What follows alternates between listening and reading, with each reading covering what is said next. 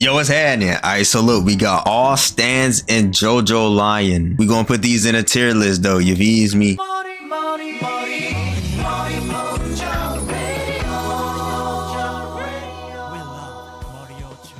Hello everyone, X4 here, and welcome to All Stands in JoJo's Bizarre Adventure Part 8, JoJolian. In this video, I'll be going over every single stand and the other various stand-like powers that appear throughout the part, in order of appearance, explaining their abilities while identifying the stand's user, musical reference, and original universe counterpart if applicable, as JoJolian is a continuation of the alternate universe started in Steel Ball Run, where we saw many reimagined versions of characters from the original story, mainly Part 1 Phantom Blood, although now in JoJolian, we are brought nearly 120 years into the future to 2011, where the story takes place 100? Bro, what the place in an alternate Morio, the fictional town based on the author's hometown of Sendai, first seen in JoJo's fourth part, Diamond is Unbreakable. So JoJolian is the alternate version of Part 4 as well, which brings us back to a beloved and familiar town, but with new mysteries and evil lurking within the city streets. So let's delve into the peculiar and puzzling world of JoJolian.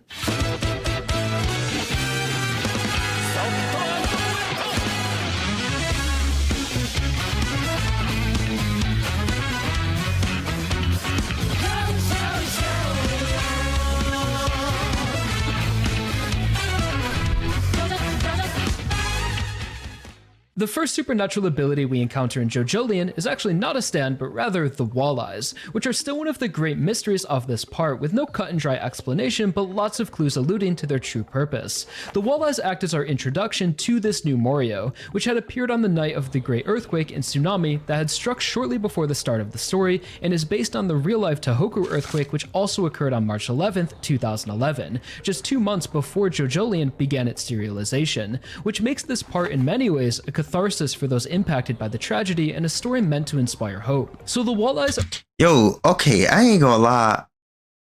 I like what Araki is doing. Is that the name of the creator? I think that's the name of the creator. But bro, I just like the way he thinks, bro. I don't know, the way he thinks is just too smooth to me. Are these large protuberances shaped like crashing waves that suddenly rose up from the ground on the day of the earthquake nearing the coast of Morio. So while the walleyes appear similar to the faults formed from tectonic uplift, they are something entirely different that no researcher could explain. Although later on, we learn about the Blessed Lands of Morio, which is the land directly around the walleyes that is imbued with special abilities, which we'll talk more about later. So the implied origin is that the walleyes were willed into existence from the land itself, as it's said multiple times that they look as if they're protecting something, so since they serve no practical importance to the story, we can simply view them as an extension of the Blessed Lands trying to protect itself, and makes this special location visually distinct. The first stand to appear in the part is Soft and Wet, a close-range humanoid type stand that has the ability to create soap bubbles with a variety of powers. Its main soap bubbles ability is to temporarily plunder both tangible and intangible properties from anything the bubbles pop on. For example, the user is able to remove someone's eyesight, the sound produced from a wall, and even someone's friction. Although as the part continued, this ability would be used less and less on conceptual properties and almost exclusively changed to plundering physical things by putting them inside of the bubbles. The stand can also create more durable soap bubbles without the plunder ability for the user to interact with physically. For example, to protect from oncoming attacks, to lift them away from danger, grab things from a distance, or even put themselves inside of by creating a larger bubble. Hey, I ain't gonna lie. As soon as I heard bubbles, I thought of Caesar, bro. Rip Caesar. But bro, I ain't gonna lie. Caesar would've went crazy with this stand, bro. He would've went crazy with this stand. Not gonna lie to you, Soft and Wet is very unique in the way that the user doesn't fully understand its capabilities, as they suffer from amnesia and don't even know who they are. So as the story progresses, we see glimpses of the stand's further abilities and multiple evolutions, as the user learns more about their true identity. The fuck? Wait. Is that, damn, bro, I gotta think all the way back. Killer Queen. Is that the Killer Queen stand, bro? ability we see rarely used is grafting, as the user was able to put hair inside of a bubble and attach it to another person by popping it on them. And consistently throughout the story, the stand progresses its explosive bubbles, soap bubbles that are able to create a combustion out of nothing. This starts small and appears to be bubbles that are just popping forcefully enough to break through skin or crack eyeglasses, but by the end of the part, they are full-on explosions, strong enough to break and bend steel. So that's a lot of abilities for one stand, but that's because there is a unique secret behind Soft and Wet's origin that we'll talk more about later, as well as its final evolution. So for now, the stand user is our main JoJo, Josuke Higashikata, who is the alternate universe equivalent of Josuke from part 4. Okay, that makes sense. They look exactly alike. And the stand's name is in reference to the Prince song Soft and Wet.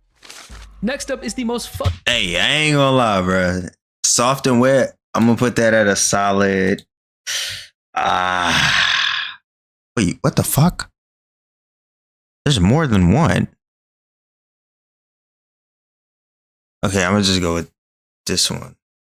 There's more than one, so yeah, I'm gonna just go with this first one. But I ain't gonna lie, Soft and Wet, that deserves to be at a B, bro. I'm not gonna lie to you. Soft and Wet, that's a clean ass stand, bro. I don't know why, but bro, I just keep thinking if Caesar had that ability, bro, or had the stand, he wouldn't went crazy, bro. Fun stand in all of JoJo, fun. This stand has the ability to take control over people's bodies so long as the user is able to stand directly above their target, although in order to achieve its full effect, it requires quite a bit of setup and conditions, as the stand on its own possesses no physical strength whatsoever, and can only take control over parts of the body that have been cut open or touched directly by the user, which will be marked with the stand symbol, and again, only while the user is above the target, so it really only works if the user is able to lure someone in and create traps. As we saw during its fight, the user waited for their target in an apartment above another apartment where he had set up tons of hidden traps, like thumbtacks inside of slippers and sewing pins on the back of a towel. And once the user is able to take control over one limb, it becomes much easier to gain full control, as they can use it to cause more damage. And once the stand has marked all 4 limbs, it can take complete control over someone's body and puppeteer them. Although if at any point the user loses track of their target and isn't directly above them, the stand loses control, which makes it pretty easy to counter. The stand user is Sasame Ojiro, and when this stand first appeared in magazine, it had a more humanoid design that resembled a wooden marionette, so maybe the idea was an alternate surface from part 4, although in the final release the design was changed to better express its elevation rule, and the stand's name, Fun is a reference to the Beach Boys song of the same name. Next up is the... Okay. The fact that you have to stay above them is kind of throwing me off, but I'm not gonna lie, Fun. Seemed like a pretty cool stand to me, I ain't gonna lie. Motherfucker seemed clean as fuck. So I ain't gonna lie, I'm gonna slide that one in C. I'm pretty sure that's it. Yeah, that's it. First stand we encounter belonging to the Higashikata family, California King Bed, that has the ability to steal memories. Hey, I ain't gonna lie, I was looking at this on the tier list before I even started the video. I was like, bro, this looks like a fucking Pokemon. When the stand activates, it creates an illusion of its user being injured, baiting someone into aiding her, although when making physical contact with another person, they will instantly recollect a memory, and in a flash, the user's injuries will vanish, and the memory will be extracted from their target in the form of a chess piece that the user can hold and examine the memory, or even destroy the piece, losing the memory forever. The user declares fairness is rules and rules are power, establishing the rule that the target can't fuss over them or else they will lose more memories. And what this turns out to be in practice is that anytime their target tries to lie or deceive the user and are caught, they will be punished by having another memory extracted. And since fairness is rule, the user openly says that if they step on their victim's shadows, their memories will be restored, turning this fight into a game of tricks. So overall, the stand is pretty harmless to the average person, as it can't select specific memories to take. It's usually... Hey, nah, I ain't gonna lie, this one should be called Fun. You gotta, it's like, basically, it's deadass just like a game. You literally just playing a game. Motherfucker trying to step on this shadow right here, is it? What the fuck? Just whatever's on the target's mind. Although when used against Josuke, who has very little memories, it's much more powerful. And in the event that the memory of your stand is removed, any damage to that memory will result in damage to the stand itself. The stand user is Daya Higashikata, the youngest daughter of the family who suffers from poor vision, and the stand's name is in reference to the Rihanna song California King Bed. The next stand to appear, which... Hey, I ain't gonna lie, I'm gonna slide that one at a solid C too. I don't know. I kind of like that one a little bit. You feel me? Slide that one at a C. I don't know why E is on here. That's gonna have to be deleted.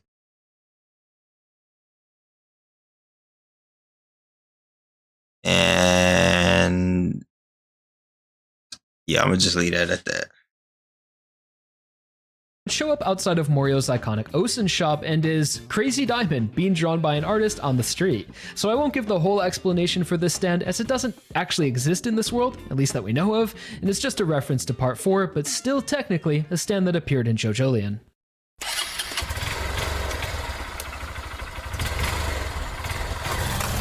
Born This Way is a long-range automatic pursuit type stand that takes the form of a rider and motorcycle. The stand can be attached to anyone the user makes contact with and will begin to follow them, attacking without the need for the user's commands or supervision.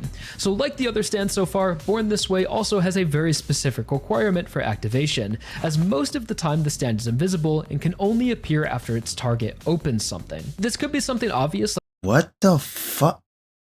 Bro, oh hell no. like a door, but also counts smaller actions like opening a flip phone or even a pen cap, which then allows the stand to temporarily attack. And besides its pure strength, which is about that of an actual motorcycle, it also has an elemental effect of freezing wind, manifesting heaps of snow and powerful gusts of icy wind wherever it appears, with a freezing effect similar to that of White Album from part 5. The stand user is the Higashikata family mate, Kei Nijimura, whose name is in reference to the Nijimura family from part 4, as well as her name fits the yen theme naming scheme, as the Oku in Okuyasu refers to the amount of 100 million, Cho in Keicho is 1 trillion, and Kei is 10 quadrillion. Also, when the stand first appeared, it was actually named Going Underground in reference to the song by The Jam, and you can still see the GU pins in Kei's design, but later it would have its name changed to Born This Way in reference to the Lady Gaga song and album, which also depicts a motorcycle. And as we find out a bit later, Kei is in fact the daughter of Holly Joestar Kira and bears a Joestar birthmark, but she was using the name Nijimura as an alias. Our next stand is... Yo, okay. I don't know. Bro, Akira, damn, I don't know if I'm saying his name right. But bro, I love how creative this motherfucker is, bro. Like, nobody thinks of the shit that he thinks of. Even in, like, fucking Marvel or DC, nobody has... Alright, shout out to Stan Lee. And all them motherfuckers, bro.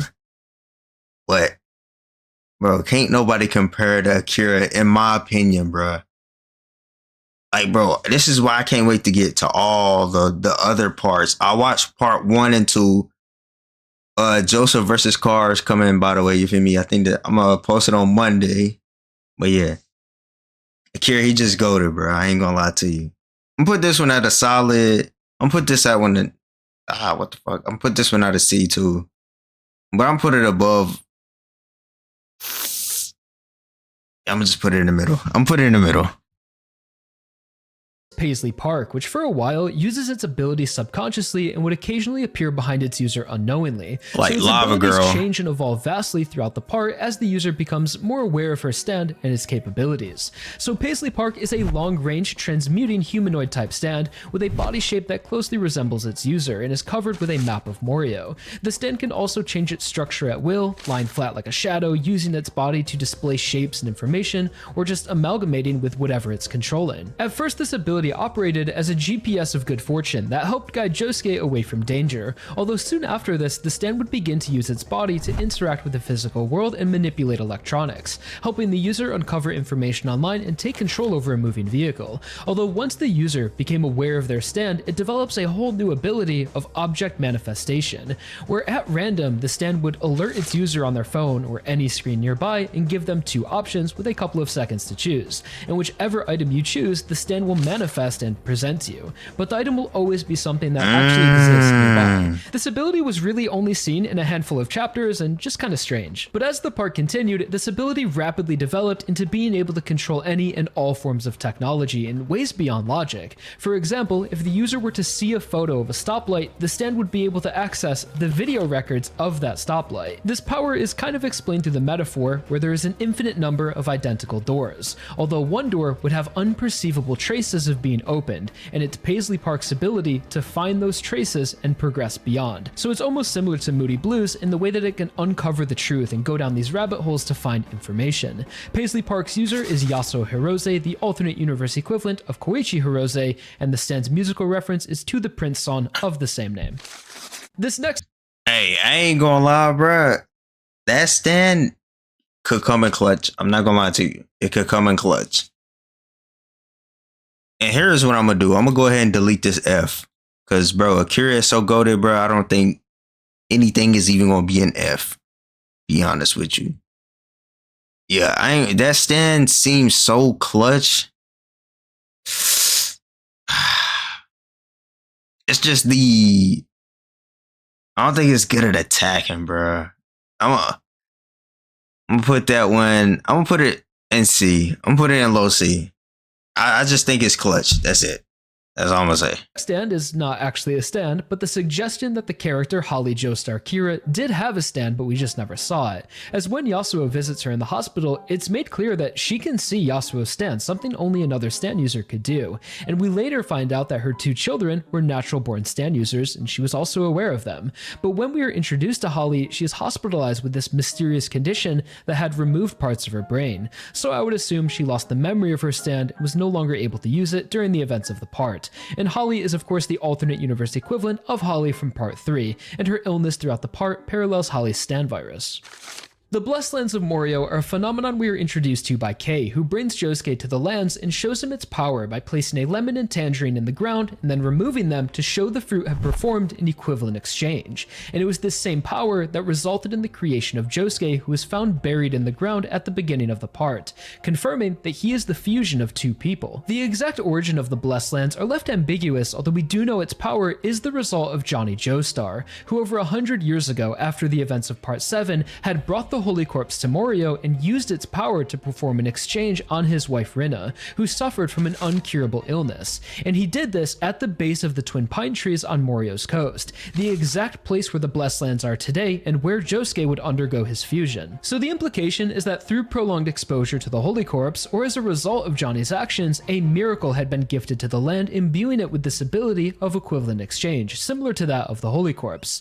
And the other effect of the Blessed Lands is that it has the power to awaken stand abilities, similar to the effect of the Devil's Palm from part 7, as pretty much every character who lives near or hangs out around the walleyes has developed a stand, and in certain cases, bite marks will appear on people's bodies that seem to accelerate their stand's awakening, akin to being pierced by the stand arrow.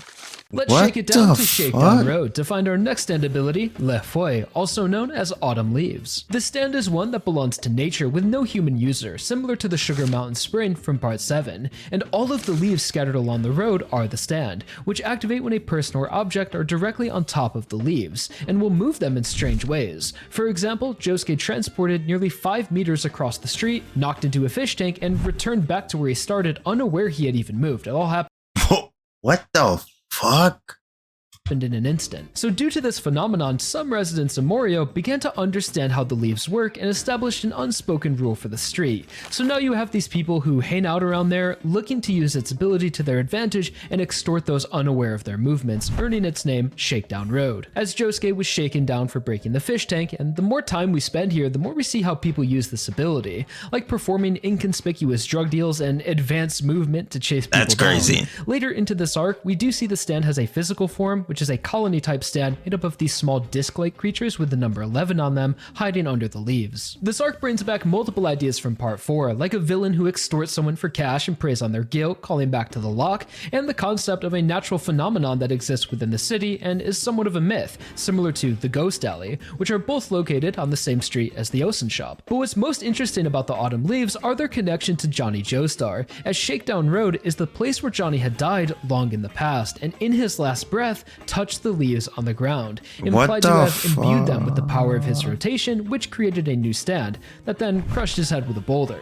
The spin could explain the stand's ability of bizarre movements, and also Johnny had died on the night of November 11, the same number seen on the stand. The stand's name is in reference to the jazz standard Autumn Leaves. Next up, Yo, that, bro, like, you have to seriously go into some deep thinking on how to make a good ass next part, bro. Bro, I'm sorry, but bro, I gotta give Araki his flowers, bro. I know I keep saying it, but he's just so fucking smart with shit. Not gonna lie to you. I ain't gonna lie though. I'm gonna put this one at. I'm gonna put this one at a C too. I ain't gonna people using that motherfucker illegally. Not gonna lie to you. They're using that shit illegally.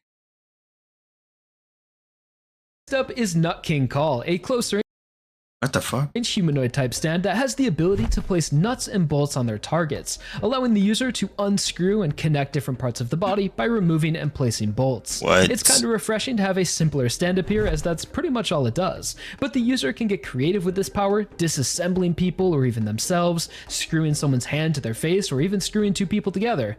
Hell, you could screw a whole bunch of people with this stand. So in practice, it's very Not gonna lie, you saying that was kind of crazy. similar ability to Bruno's zippers from part 5, just through a different mechanism. Bro, it's crazy because I fucking love that stem whenever,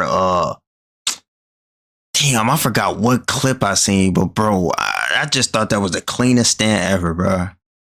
Nut King Call's user is Joshu Higashikata, and the I ain't stand's seen name no is a fights from reference it in yet. play on words to the musician Nat King Cole. Next up is Tusk Act 4. Okay, now I ain't gonna lie to you, bro. If it's well, we seen it, it's like the zipper guy a little bit. It's not exactly like him, but I'm not gonna lie. I'm gonna put it at a B, bro. I'm gonna put it at a B. That appears in Johnny's flashback and functions the same as it did in Steel Ball Run, a perfected golden spin that can only be used when riding a horse. Although in this flashback, we see Johnny combine this power with that of the Holy Corpse to create something new, as the first time he tries to get rid of his wife's illness by simply placing Rinna on top of the Holy Corpse, which, as we know from Love Train, will take something bad and transfer it to someone else across the world at random. Although unexpectedly, the illness is passed to his son George. This allows Johnny firsthand to see the consequences of his actions and what he was willing to do to someone else. So he vows not to use the Holy Corpse anymore and takes George on his horse to activate Act 4 and places George on the Holy Corpse while shooting him with a nail bullet, essentially intercepting the illness as it's being removed and directing it back on himself, performing a true equivalent exchange and actually having to pay a price for the corpse's power, which in the end is his life and a perfect conclusion to Johnny's character arc. It's also theorized that as a result of Johnny's sacrifice, he was cleansed from his sins and became a saint whose corpse would have similar powers to the Holy Corpse, as it's heavily implied that Johnny was buried at the base of the twin pine trees, as following his death, the family would create a shrine in his memory, and actually his corpse is what granted the miracle of the Blessed Lands, which would also explain the walleyes being a new form of the Devil's Palm for a new saint. And this also ties into Josuke, who is the Blessed JoJo. That's what the name JoJolian means. He's a messiah created by the Blessed Lands to free the Higashikata family from calamity, which was the original will of Johnny. So Tusk Act 4, and I guess also technically the Blessed Lands, belong to Johnny Joestar, and Tusk's name is in reference to the Fleetwood Mac song of the same name. Paper Moon. Wait, so that's Steel Ball Run, right? And I heard that it might get animated. I'm sorry, but I just... Matter of fact, I'm not gonna say I'm never gonna read a manga. I might try and read a manga one day, but I've never read a manga in my life. But yeah, they need to go ahead and animate that, because the manga already sounds clean as fuck. I'm not gonna lie to you.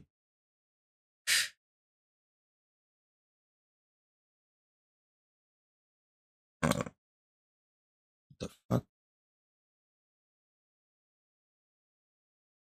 Moon King is the stand which takes the form of origami that replicates the physical properties of whatever the user creates. For example, an origami frog will be able to hop around like a real frog, or an origami cicada will be able to fly and a car can drive forward. But the stand isn't just one origami or bound to a single piece of paper. The user can make multiple creations out of whatever they have available. And alongside this is the stand's main ability of deception, which is able to mentally alter the perception of anyone that comes in contact with the origami. The first use of this ability we saw saw was rendering multiple targets unable to recognize faces, seeing the same face on every person. This was more like a form of torture than an actual attack, as it also removed one's ability to discern bodies, voices, and even written text. Later on, we see the ability expanded upon with more practical uses that allow the user to alter perceptions in more specific ways to trick people and endanger them without them even knowing they're under the stand's effect. For example, making it so every bus in the city you will now perceive as a person, where if the enemy is looking for the stand, now every leaf on the ground appears as Paper Moon gain. So very powerful ability, especially if the enemy isn't aware of it. And nearing the end of the part, it's used to completely upend a major power struggle and come out the victor despite having no physical strength. The stand user is Tsurugi Higashikata, the firstborn of the new generation, and the stand's name is in reference to the song It's Only a Paper Moon by Ella Fitzgerald. Hey, Shortly following the Paper Moon. Okay. Paper Moon. Not gonna lie, it's overpowered. To me, it kind of reminds me of. Actually, no. I'm gonna put it in C. I'm gonna put it in like right here. Deception arc, we are properly introduced to the Higashikata family curse, also known as the Rock Disease, a supernatural illness that affects the firstborn of each new Higashikata generation. Its symptoms start with confusion and loss of memories, followed by the skin hardening like stone that eventually kill its user.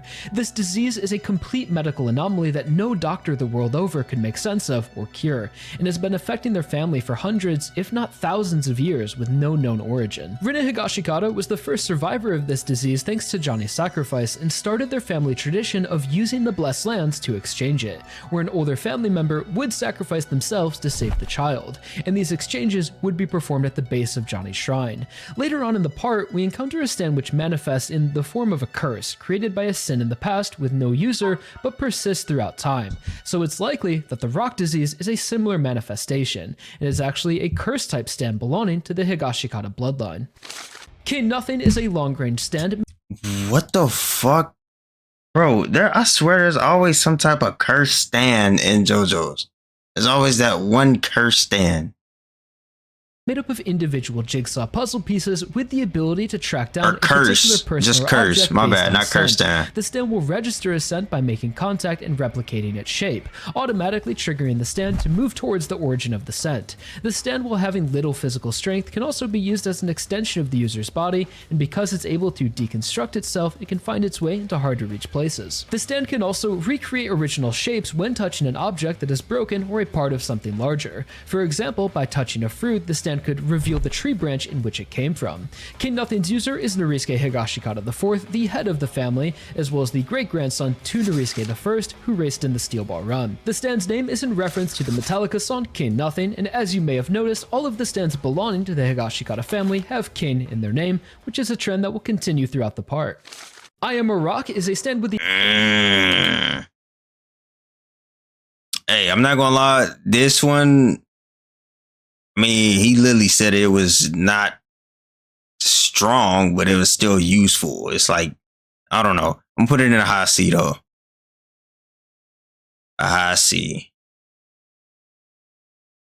The ability to make its target the center of a gravitational force upon making physical contact that will gradually accelerate over time, eventually resulting in their enemy being crushed by any objects that are being pulled inwards towards the center of gravity, which converge at the peak of their acceleration, causing a forceful impact. So the user must have two targets in mind, who they want to attack and what they want to attack with, as the objects being pulled towards each other must all be the same, or at least made of the same material. For example, flower pots, chestnut burrs, and bottled chemicals. So due to this stand's strength, it has a limited range of 5 to 10 meters, so the target can escape its gravity if they can create some distance from the user. Although due to their special rock-like anatomy, it can be difficult to pinpoint them. The stand also has a humanoid manifestation that can be used to attack physically, with strength relatively equal to that of the user.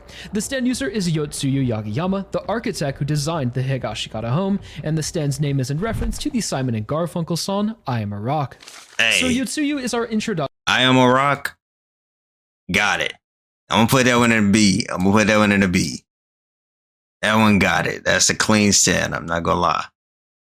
to the true antagonist of JoJolian, the rock humans, which are creatures that have existed since the creation of life about 4 billion years ago, and were created through the process of life cells that bonded to the element silicone, which existed alongside carbon-based organisms as if they were hiding next to them. This gave the creation of life 2 paths: carbon-based life, which would become plants, animals, and humans, or silicone-based life, that would become rock organisms and rock humans. The reason for this was evolution's survival instincts creating a fallback species, to ensure that if one form of life failed, life itself wouldn't come to a dead end, and could fall back on the second path. And it just so happened to work out that carbon-based life was the most suitable for survival and heavily outnumbered silicone life. But nature still continues to create rock organisms who often choose to hide within society, as by nature they are parasitical creatures. And throughout the part we learn tons of specific details about them, such as their anatomy, life cycles, likes, dislikes, mating habits, social behaviors, and more. The main difference between species lies in their anatomy, as being silicone-based creatures they can harden their bodies like stone and are able to sustain under long periods of hibernation, and also apparently produce plastic wrap from their eyeballs, which was a technique used by Yotsuyu. Otherwise, the rock humans are pretty much indistinguishable from regular humans. Although another difference lies in their psychology, as nearly all rock humans lack empathy and have extreme sociopathic tendencies. As it's stated, rock humans on rare occasions will fall in love with humans, but 97.5% of the relationships will end with the rock human killing their partner. The rock humans act as a parallel to the themes presented by Kira Yoshikage in part 4, but on a larger scale, being this evil lurking within a quiet town and assimilating with society, masking their true identity. Although motivation-wise, the rock humans are far more similar to the Pillar Men from part 2, as they are trying to rise above humans and become the dominant species, believing they are genetically superior life forms and that the earth belongs to them, because they are more in tune with nature, as it's said that 95% of rock humans are stand users. And alongside the rock humans, there are also rock organisms, which often harness stand-like powers, and take many forms, such as animals, insects, and even ordinary objects. The first of which we encounter is the strange rock dog that's been roaming the Higashikata estate, and is able to phase through walls and turn his body to stone. Hey, bro, what I'm getting from this is they basically the Pillar Mans with stands, bro. They like, what the fuck, bro? I just got done. Well, I still gotta watch JoJo's versus Cars. But bro, not gonna lie, the way they did my boy Caesar and one of their instructors was crazy. Now Cars got a hold of Lisa. Yo, shit is crazy, bro. I can't even imagine these motherfuckers with stands, bro. But he's pretty chill, so he becomes the family dog, beloved by all, and is named Owasuke. So for all future rock organisms, just know their powers aren't really stands, but still supernatural due to their DNA. Up next is cking, a close-range humanoid-type stand with the ability to create and store heat to an exceedingly small point that can reach upwards of 600 degrees Fahrenheit. The stand's effective range is about 10 centimeters, so the user can only apply his heat to things he's pretty much in direct contact with, although once the heat is stored, it can leave the user's range while still holding its effect. This ability might seem a bit underwhelming, as it is limited and not very flashy, but still extremely lethal, as it can be used to heat a person's blood vessels near instantly and set traps as the heat can be planted on objects that spread rapidly when touched, as the user can control the acceleration of temperature, so it could be instant or have a delayed effect, allowing the stand to still attack its targets well outside of its effective range. It's stated early on that cking still has further hidden abilities, although unfortunately we never saw anything more to this stand outside of a generic stand barrage, showcasing some physical strength. The stand user is the eldest son, Jobin Higashikata, and the stand's name is in reference to the Deep Purple song of the same name, off of the album Deep Purple in Rock, so even more rock references from Araki. The Rokakaka fruit. Hey, I'm not gonna lie, bro. cking, that's another one that deserves to be in B. I thought he was about to be like some war type of dude, because that's what he looks like. Looks like a war type of thingy. I said thingy, stand. But yeah, it was one stand that has like airplanes and shit flying around. I forgot what it was called. I ain't even to that part yet.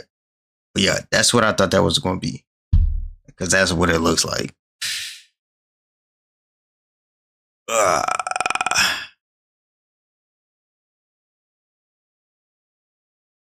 Fruit is another rock-based phenomenon within JoJolian, which contains the ability of self-equivalent exchange, as whoever eats the fruit will undergo some sort of physical rejuvenation but in exchange for another part of their body, and it's completely random what is exchanged, creating some lethal risk to using the fruit.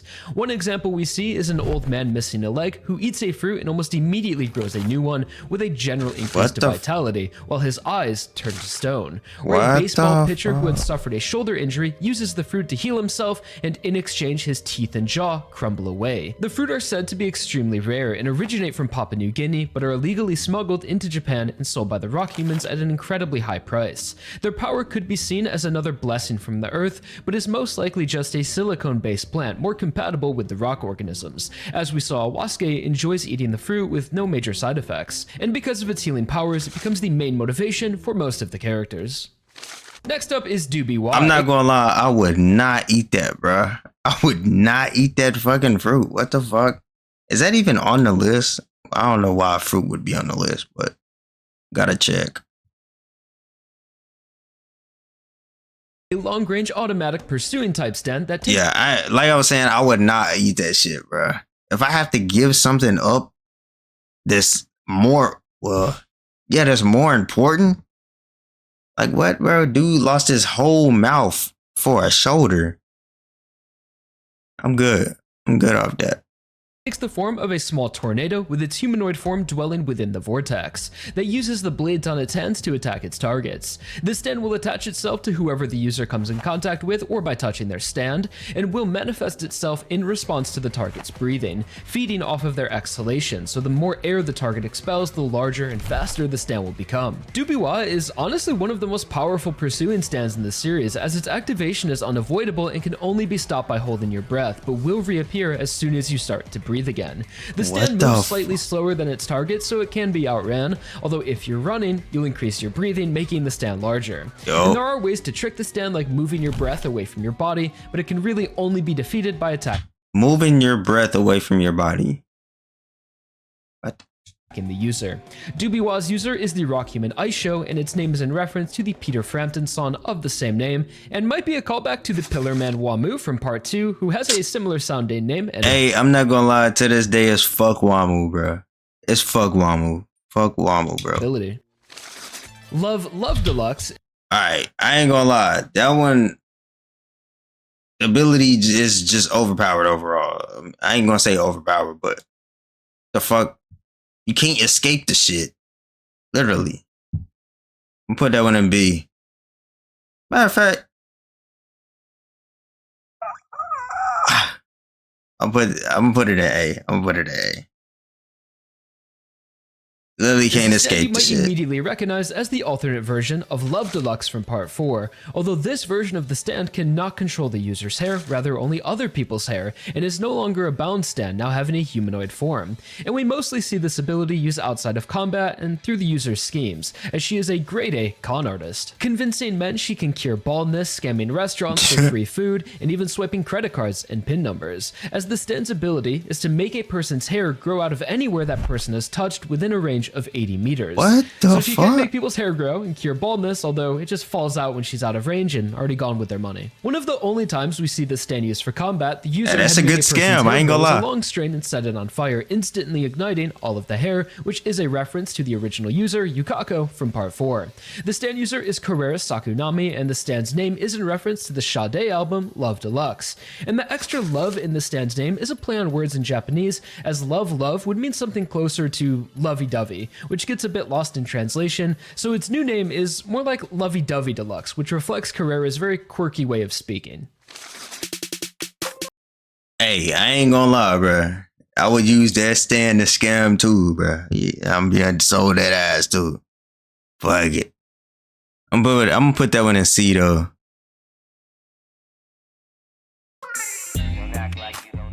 Now enters the twins, two identical rock humans that possess the stand CJChi number 1 and 2. Number 1 belongs to the older brother that has the very simple ability which allows him to transfer any object he touches with his left hand onto his right hand. This ability functions by forming his right hand into a rock stump that will reproduce the object he touches while leaving the original to crumble away. And visually is a super interesting ability, seeing the user turn his hand into a handcuff and grabbing someone else's hand, reproducing it onto that handcuff as he breaks it off from his body.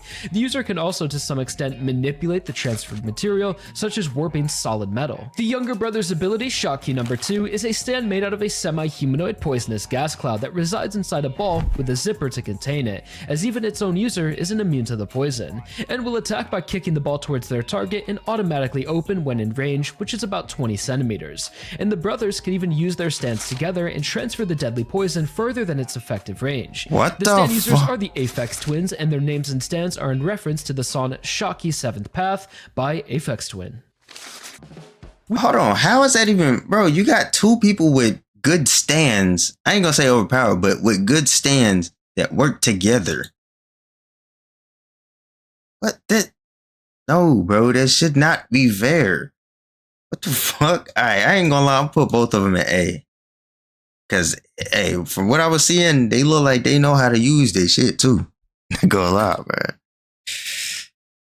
We've now reached the mid-boss of the part, who possesses the stand Vitamin C, which manifests as a ghost-like stand with dozens of arms that spread outwards from the main body. Its ability is to lay out a trap around its user, using the stand's many hands to attach its fingerprints all over the walls and objects within a designated area. For example, the Higashikata home's ground floor. The user can also use their own hands to set these traps, and these prints are subtle enough to not be immediately noticed until you've already been affected by the stand. Upon making contact with the stand's fingerprints, the target's bodies will quickly soften into a frail elastic body, stripping away all of their strength and the use of their stands. And over time, the effects will only progress, eventually turning its victims into puddles of flesh. The user can also accelerate its progression when directing the stand towards a single target. So the area of effect component, along with its subtle activation, is what makes this stand extremely deadly, as the user was able to enter a home full of 6 stand users and within a matter of minutes incapacitates all of them with ease. And the only counter to its ability is to escape its barrier, which is usually impossible while under its effects, although Josuke is able to move a member of the family outside of the home with his bubbles to instantly negate the stand's effect. Vitamin C's user is the rock human and boss of the Rokakaka trade, Damo Tamaki. Yo, these rock humans, I'm not gonna lie, bro. If I ever read this, they might be the most annoying motherfuckers on planet Earth, bro. Jesus. And the stand's name is in reference to the song of the same name by Can. Yeah, bro, I ain't gonna lie, I already can't stand these damn rock humans, bro. They getting on my last nerves, bro. What the fuck? I'm not gonna lie, I'm gonna put that one at a B. Put that one at a B.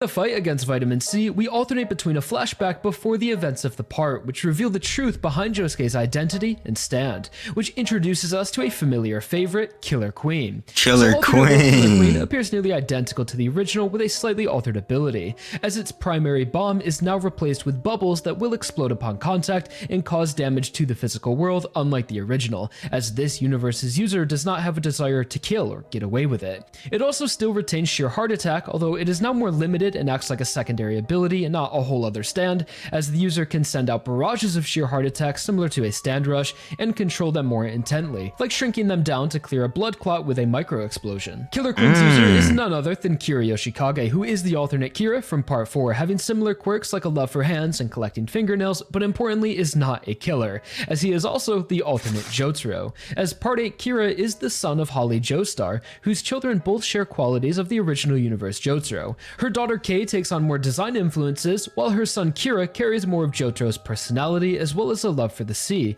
as they both chose a marine-based profession, as Kira was a ship doctor. Kira is also Josuke's connection to the Joestar bloodline, as it's confirmed through this flashback he is half Kira, and his stand being half Killer Queen.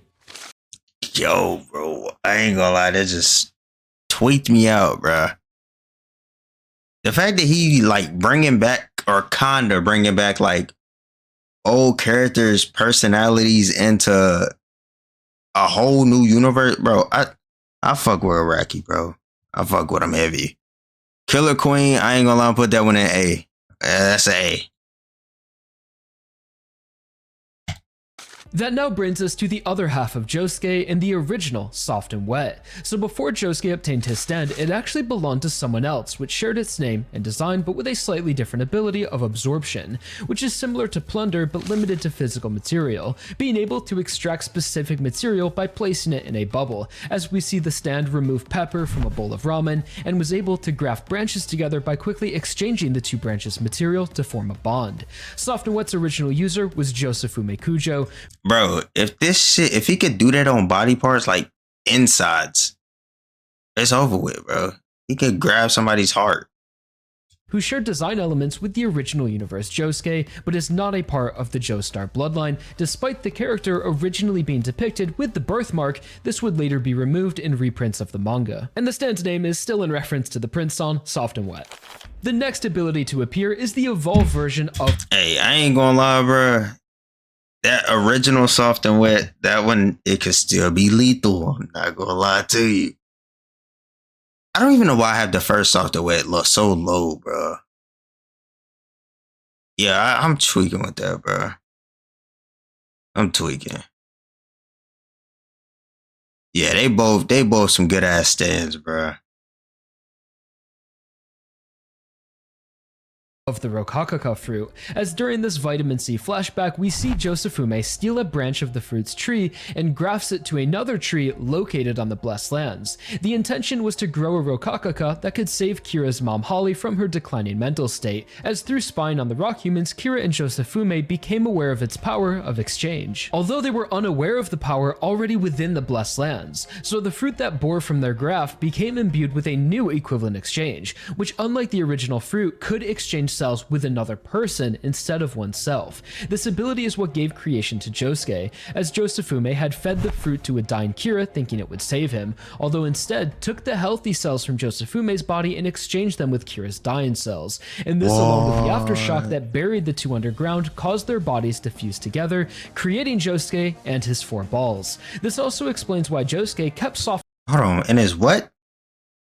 Nigga got 4 nuts and what the and Wet and not Killer Queen, as his body is mostly Josufume, as in the beginning of the part, Kira's body was found just in a degenerative state, as whatever was still alive from his dying body had fused into Josuke. So those who later become aware of this new fruit interpret its power as a boon of immortality, making obtaining it the main power struggle for the rest of the part. And later on, when we see it grafted to a cactus, it takes on a new appearance but still has the same ability.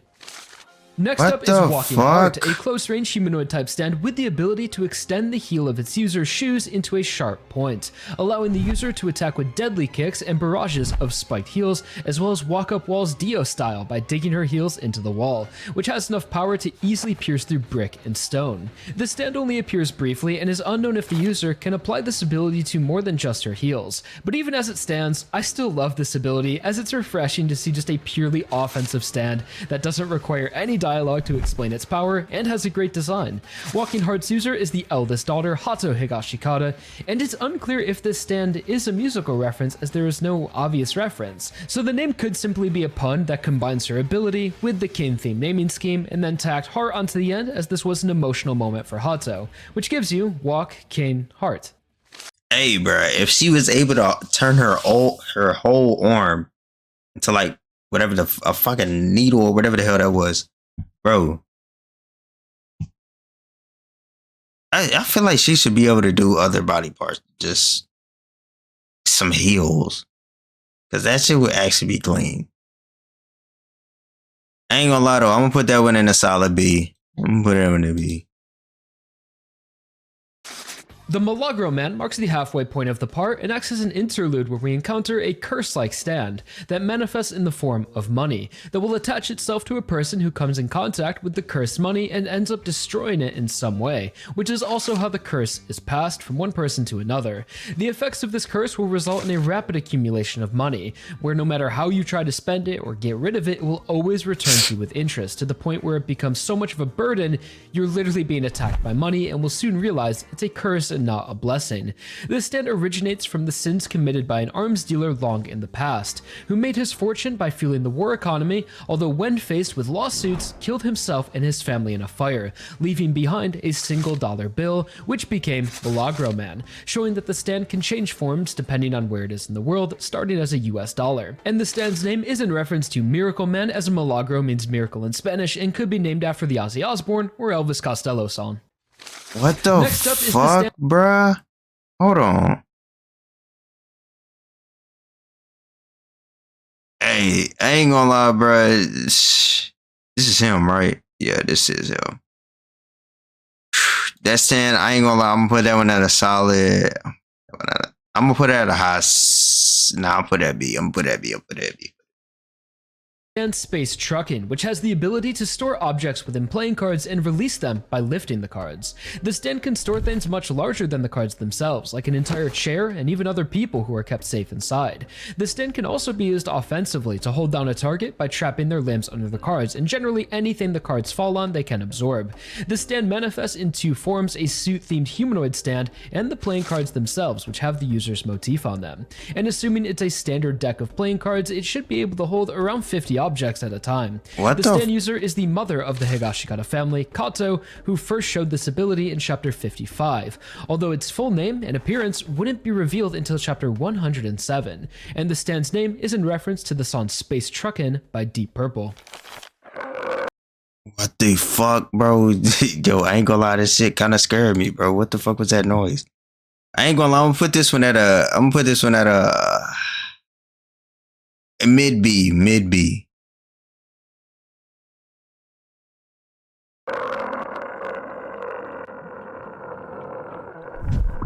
Blue Hawaii is a long-range automatic pursuit type stand that possesses those that come in contact with the user, or just a part of the user like their tooth, turning them into a zombified state that will then pursue a target ferociously. The user can also make those infected return to him and control them like a puppet when at close range. So the stand will use innocent bystanders as its minions, transferring the ability between people to chase down their target, as it can only infect one person at a time, using the blood of whoever is currently infected as a method to transfer the stand.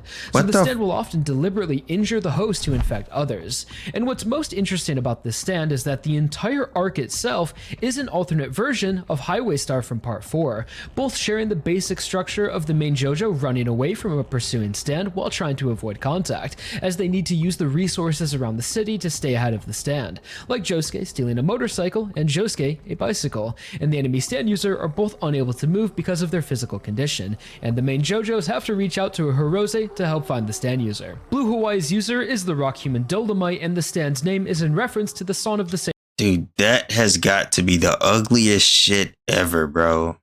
What the same name performed by Elvis Presley, and in part 7, the name of the boat Valentine was on was also Blue Hawaii. Yeah. Yo, I ain't gonna lie, Blue Hope. Oh, I just skipped hell of it, bro. What the fuck? Yeah, I ain't gonna lie, Blue Hawaii, bro. I'm gonna go ahead and slide that one at a solid. He can't make an army. He literally only infects one person and just pass. Nigga playing tag with himself. That's all he's doing. I ain't gonna lie. I'm put that one. I don't know, bro. I'm put that at a kinda high C. He literally just playing tag with himself, bro. Yeah. Doggy Style is an integrated type stand that allows its user to peel their own skin like an apple, similar to Stone Free's ability to unravel from part 6. Although Doggy Style's material is a bit larger and looks more like paper. Wait, same as whose ability? By Elvis Presley, and in part 7, the name of the boat Valentine was on was also Blue Hawaii. Yeah.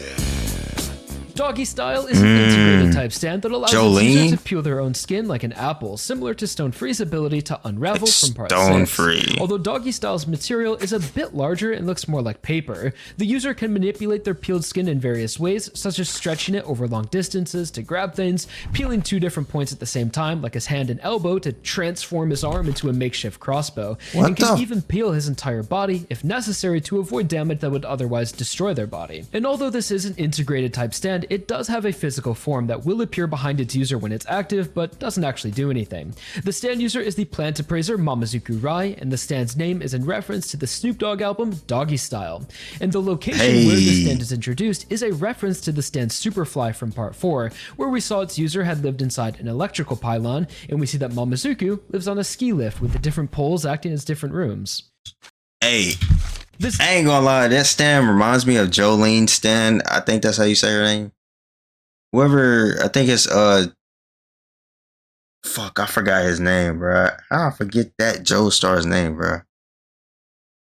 Yeah, Jolene, bro. That's what that stand reminds me of. I'm not gonna lie, her stand was so tough to me. I fucking love that stand. Whenever I seen it, I love that stand, bro. I ain't gonna lie to you. That's another thing, bro. I cannot wait to get to all these parts because I'm getting them explained to me. And they just sound clean as fuck. Just overall. Actually, I'm put that at a. He probably don't use it the same. I'm gonna keep it at A. I'm gonna keep it at A. Next stand, Brainstorm, introduces us to the new villain group, the Rock Human Doctors. Brainstorm is a long-range, non-humanoid colony-type stand that manifests in the form of small burr puzzle-shaped objects with spikes on the end. The pieces are sent out by the user and track down their targets, infecting anyone they come in contact with by melting through flesh and burrowing into the bloodstream while multiplying, quickly resulting in death if infected. What? The user can also use this ability to melt through the ground and burrow underneath. Brainstorm's user is the Rock Human Urban Gorilla, whose name and stand are in reference to the Hawkwind songs of the same name, as well as the stand is a metaphor for the will of these new rock humans, as the arc begins with him underground stalking his prey, and through his attack feeds off of the humans and is able to rise above them, putting the humans below the rock humans, symbolic of the hierarchy of life they wish to achieve. And fighting alongside Urban Gorilla is the rock animal Do Re Mi Fa Sol La Ti Do, which takes the form Okay. of a caterpillar-like tank creature with a dog face who's sticking his tongue out that can move extremely fast underground by using caterpillar propulsion to break down and just melt through any material in front of the animal and shoot it behind itself with its tracks to propel itself forward, which can also be used to avoid attacks. The animal has a hollowed out torso that Urban Gorilla uses to ride along in and take cover. Do Re Mi's name is in reference to the Hawkwind album and the general music term for learning scales, Do Re Mi Fa Sol La Ti Do. I ain't gonna lie, bro. I think we all knew that, bro. I'm not gonna lie though. I'm gonna put this one at a solid. I'm gonna put this one at an A, bro. I'm gonna put that one at an A. Literally, there's a lot of stands that melts people. Well, there's only like 3, but. After this encounter with Do Re Mi, we get Still, melting people is crazy. as the rock animal reminds her of something she encountered in the past, which was another rock organism that took the form of an antique hair clip. The hair clip, when worn, will cause the user's skin to become increasingly dry and flaky, although the creature can also transform into a more stand-like shape and dig into the owner's scalp, generating a massive amount of skin flakes that can be Because it's a big ass flea. It's a flea. That's what it is. used to create a projection of the owner's fears to emotionally torture its target. This rock creature can easily be destroyed and has no name, only being referred to as the hair clip, which is said to be a relic of the Chinese Qing dynasty. Our next stand is... Hey, I ain't gonna lie, that's probably the most annoying, I said annoying stand ever. Not gonna lie to you. Wait, so what the fuck? I hate when it turns black and white, cause what the pretty sure it's this. Cause I did not put no hair clip up in there.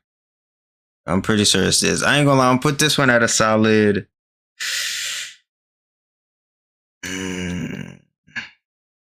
Wait, did it show the face of it? It did show the face of it. Dynasty.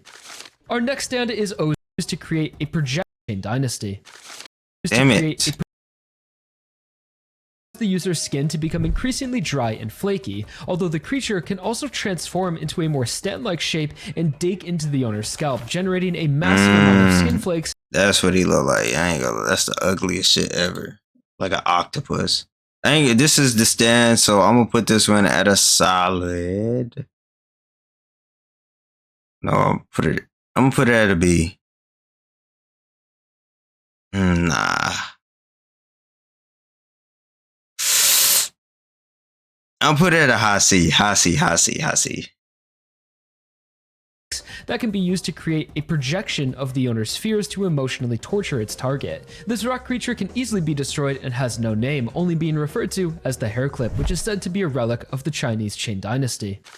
Our next stand is Ozone Baby, which is first seen as a Lego replica of the White House that the user carries around with him, and is later given to Jilin to be buried in the orchard where the stand would initiate its attack. Although during its fight, we see the stand has another form that is more stand-like, so I would guess that the Lego White House is a sub-stand that is used to activate the stand's ability, which is to slowly increase the air pressure of all sealed-off spaces within a 100-meter radius. So while under this effect, any attempt to go outside the room you're in, or just to the outside world, will result in rapid depressurization sickness, which on its own could be lethal, but is still lethal even if you don't try to go outside, as the pressure increasing will eventually cause your body to cave in on itself. So for such a powerful ability, I see this Lego replica as its limitation, forcing the user to actually go to where he wants to affect, exposing himself to danger, or he could have someone else do it, but then he wouldn't be able to monitor the situation. Ozone Baby's user is the rock human Poor Tom, whose name and stand are in reference to the songs off of the Led Zeppelin album Coda. Hey, that motherfucker is annoying. I hate rock humans already. That's a S. I'm not gonna lie to you. That's a S. Dr. Wu is an integrated type stand that allows its user to build okay, so the hair clip, they just did not put it on this list. So let me go ahead and put him back down here. Body down into small rock fragments and reform at will, although the user does not have complete control to move these fragments and has to rely on wind currents to travel while fragmented. The stand can also enter people's bodies to achieve various results. The first is that the user, being a doctor, keeps his stand a secret from the hospital staff and uses it to perform complex operations with a 100% success rate. Although this ability can also be used to take full control over another person or simply hide inside them as an undetectable passenger, as this was used to gain information from the Higashikata family. Dr. Wu's user is the rock human Wu Tomaki, who never fails, and the stand's name is in reference to the Steely Dan song of the same name, Dr. Wu. Awaken. Hey, Doc is a W for even saving people. I ain't gonna lie to you, bro. He a W for even saving people. I'm gonna put that one at a B. 3 Leaves is the last stand belonging to the Higashikata family and is a close-range humanoid-type stand enshrouded with a massive cloak covered in arrows that represent its ability, which is able to create a vector space. By summoning arrows from the user's hands, and each arrow placed will be used to move energy in the direction they are pointed. Although when placing 3 arrows, the stand will then create a vector space, releasing a burst of energy towards their combined direction. So in the example shown, the arrows on the left and the right emit energy outwards between them, and the third arrow the user places is pointed upwards, which she uses to pull herself into the air and amplify her kick while putting Dr. Wu directly in the path of the vector, sending him flying. So the user has to have some spatial awareness and place their arrows strategically to get the vector where they want it, but it can also be used in simpler ways like stacking all of the arrows along the same axis, directing all of its energy in one direction, like accelerating an elevator upwards. Awaken 3 Leaves user is Mitsuba Higashikata, Jobin's wife, who appeared when we first met the family, although is mostly absent from the first half. And like Hato, her stand has no known musical reference, but seems to reference her own name, Mitsuba, which means 3 leaves, referring to the suit of clubs, as some of the family members represent a suit. Daya is diamond, Tsurugi is spade, Hato is heart, and Mitsuba is 3 leaves, like a clover. And the mother, Kato, is card, as her stand contains all of the suits representing her family. And that brings us to... Oh my... There's no fucking way Wonder of You is in this shit. What the fuck? Hey, I ain't gonna lie. This stand is confusing. I'm not gonna lie to you, bro. It's confusing as fuck to me. So I'm gonna put it at a C, and I'm gonna see what's in this most confusing stands video. I'm gonna see what's in that video, and I'm gonna re-rank the most confusing stands. But there's no fucking way that Wonder of You is in... To the ultimate villain of JoJolian, Wonder of You, which is an extremely long-range, semi-sentient humanoid-type stand that takes the form of the hospital's head doctor. Wait, am I tweaking or was this stand in another part? Or maybe I watched The Most Terrifying Stand. I think that's what I watched. Maybe. That was like a year ago, I think. Dr. Akefu Satoru, an identity stolen by the user hiding its true appearance behind a human face. Although to those that come to understand the truth behind the head doctor, this facade will fade away, revealing the stand. Through Wonder Review, the user is able to see, speak, and act freely, essentially using it as a second body, allowing him to be multiple places at once. The stand also has a more automated mode that allows it to appear anywhere within Morio, and attack simply through its presence, moving around the city instantly, making it appear as if there are multiple of the stand. Although in some cases there are, as when at the hospital in the form of the head doctor, it is within a physical body that can somewhat be manipulated, potentially the body of Akefu, as there are moments where it's sometimes on standby, deactivated, waiting for the user to take control, as well as when taking damage will bleed and attempt to run away from danger when it should be able to simply dematerialize. So the physical body may be necessary to pull off its ruse of head doctor, otherwise when activating its ability, the stand will appear for just a moment around its targets to show that they are trapped within its flow. So it's difficult to try and explain in a definite way how this stand works, as the point of it is to be illogical and contradicting, taking major influences from surrealist imagery and ideologies, specifically the various works of René Magritte. So besides the stand's elusive form, its main ability is the manipulation over the flow of calamity, a force in the alternate universe as prevalent as time and gravity, a law of nature that represents misfortune, being the opposite of the positive flow seen in part 7, which was controlled by Love Train, protecting its user within a positive flow of fortune, and the energy it redirected was calamity, misfortune that was sent to someone across the world at random for no logical reason. And Wonder Review is the embodiment of misfortune, allowing its user and the stand to wear calamity energy like an aura that surrounds their body, directing misfortune towards anyone who attempts to get close or is even within its presence. Its ability also amplifies the damage of this misfortune, such as knocking into a cart has enough power to break your legs, falling down a slope will tear off limbs, or rain falling from the sky hits like bullets. What the Wonder fuck? Review's user is the rock human Toru, although this stand will persist even after its user has died, as calamity will always exist in nature, and Wonder Review only allowed Toru to use it for his own personal gain. Wonder Review's name is in reference to the Elvis Presley song of the same name, and I believe it's the first time in JoJo a stand user has acknowledged their musical reference or at least been a fan of the song, as we saw Toru listening to Wonder Review while controlling it. Throughout the Wonder Review arc, Okay, I'm not gonna lie. I remember last time, I do remember him saying that the stand cannot die. Or whatever other video that I watched, the stand literally cannot die. But all that other stuff that he described, that's wild, bro. He literally just can't die. So I'm gonna put that at S tier. Can't die at all. Rocky made the baffling decision to stall out this fight by giving the head doctor multiple rock insects that he would use to try and stop Josuke. The first of which being da-da-da, a centipede-like creature that takes the form of a sushi mat and is able to transform into different objects such as a wrecking ball crane, and flails the insect's stinger at the target and will inject them with asbestos that will spew out of the target's body if they try to extend their joints, which can suffocate their prey.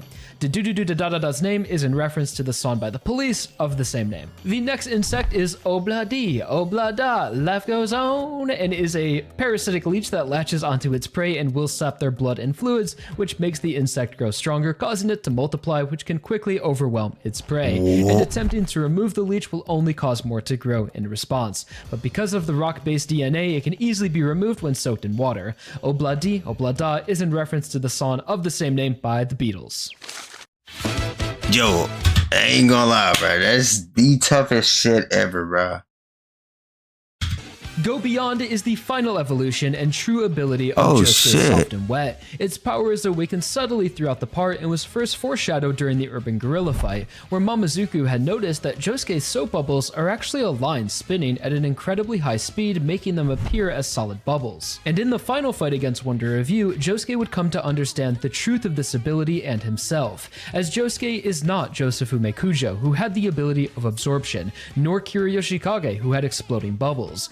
Josuke is his own soul and a miracle that was given creation through the Blessed Lands that by all logic should not exist. And it's through accepting himself and letting go of his past identities that allows him to awaken Go Beyond, which like himself is a miracle that exists outside the flow of logic and therefore transcends it, going beyond calamity, much like how Tuskak 4 was able to enter Love Train's Gap, a space that bypassed the laws of nature. So the mechanism behind Go Beyond that gives it its power is the infinite spin, as they aren't actually bubbles but rather pure spin energy. As the spinning line became so impossibly thin it reached the point of zero, and this power can only come from Josuke's birthmark, symbolizing that it is Johnny's will and his infinite spin that was imbued into Josuke during his fusion. So besides the power to transcend other abilities, the physical form of Go Beyond acts similar to the stand Cream from part 3, just completely erasing anything it comes in contact with, as it's a literal ball of nothingness, but the stand can interact with Paisley Park to direct its energy. Go Beyond's user is Josuke Higashikata, and its name refers to its transcendent nature and Josuke's character development, becoming JoJo Jesus. JoJo Jesus is crazy. The Radio Gaga incident is the epilogue of JoJolion, which takes us— Okay, I ain't gonna lie, bro. Soft and Wet Go Beyond? That's crazy. But they don't even have them on this list. If they did, I would put them in S. That's automatically S. back to the year 1941, where we follow the story of an elderly Lucy Steele from part 7, who would encounter the rock animal Radio Gaga, which takes the form of a guardrail with a subtle face on it with the bolts appearing as eyes and the layering of the sheet metal opening up like a mouth to suck people inside of. This creature will lure in its targets by mimicking the sound and voices of its previous victims, and can influence those who get close enough to murmur the words Gaga over and over again while taking off their clothes, preparing them to be eaten. It can also reanimate a previous victim, sending them back out in a mutilated state that can be controlled and try and pull in further prey from a distance. This rock creature's name is in reference to the song Radio Gaga by Queen. What the bro? And that brings us to the final stand in JoJolion, Hermit Purple, which like its original universe equivalent manifests in the form of purple thorns, although now has a humanoid head that will appear behind its user. Its ability is still electronic manipulation, as we saw the user was able to pull in electrical items and take control of their car from a distance using the thorns to start the engine and slam it into the Radio Gaga guardrail, although the full extent of its stand abilities are unknown. The stand's user is the alternate universe Joseph Joestar, also known as Fumikun, which comes from his Japanese name Josephu, which was written on his Geta sandal he left behind during the fight, that would later be found by Josefume's grandfather, who liked the name so much he would give it to his grandson, showing that Josefume and Kira were always destined to meet. Hermit Purple's name is in reference to the Hermit Tarot card, and the pattern on its head would later resemble Joseph's grandson, Jodio. Hey, bro, I ain't gonna lie, bro. Every single stand in JoJolion, which after all of the natural phenomenon and rock organisms had by far the most segments out of any all stands, coming in at 43 individual topics. Hey, I'm not gonna lie, bro. Every single one of the stands in every single part, them stands is just too creative. Araki, bro, you're a fucking goat.